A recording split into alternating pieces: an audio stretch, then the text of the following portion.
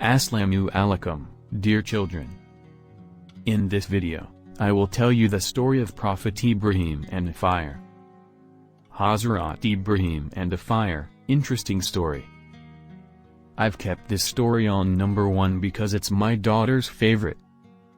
I asked my 4-year-old which was her favorite story and she said Musa and the fire.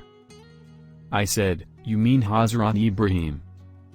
You all may already know how Hazrat Ibrahim was thrown into the fire, and he came out of it unharmed, as the fire cooled down for him. It's said in a hadith.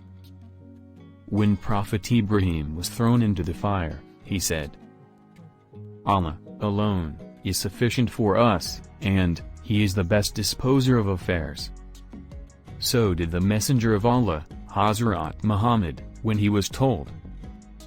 A great army of the pagans had gathered against him, so fear them.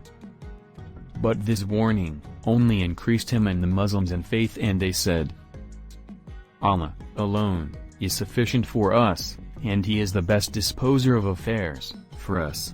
Bukhari Sharif. Now whenever my daughter is afraid, I remind her to say Hasbunallah, as Ibrahim did. The other day, my 1-year-old ran out of the house, and I sent the 4-year-old after her. She was scared, so she shouted Hasbunallah, as she ran after her sister. Then I saw her coming back with a dangling 1-year-old in her arms. Alhamdulillah. It's a small dua/prayer to teach kids, when you tell them the story of Hazrat Ibrahim. It will help them take control of their fear. It's not like fear will completely go. Fear is needed for our survival. But the dua/prayer helps the fear not overtake you.